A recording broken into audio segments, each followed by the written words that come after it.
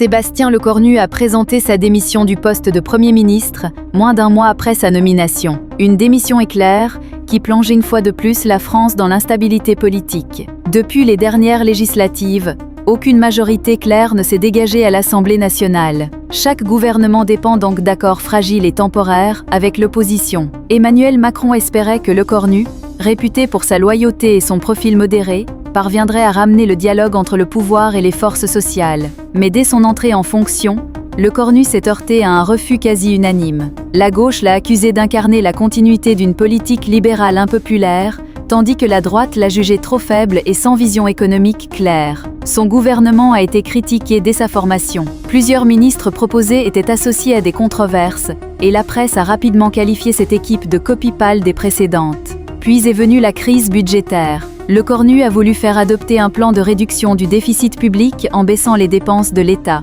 Résultat, les syndicats ont appelé à la grève et l'opposition a menacé de déposer une motion de censure. Confronté à une impasse politique, à la colère sociale et à la méfiance des marchés financiers, Lecornu a préféré jeter l'éponge plutôt que d'être renversé. Cette démission met Emmanuel Macron dans une position délicate. C'est en effet le 5e changement de Premier ministre en moins de 2 ans, signe d'un pouvoir affaibli et d'un système politique paralysé. La bourse de Paris a réagi négativement, l'euro a légèrement reculé face au dollar, et les observateurs redoutent une nouvelle période d'incertitude. L'Élysée a annoncé l'ouverture de consultations urgentes pour nommer un successeur, capable de rassembler au-delà des clivages.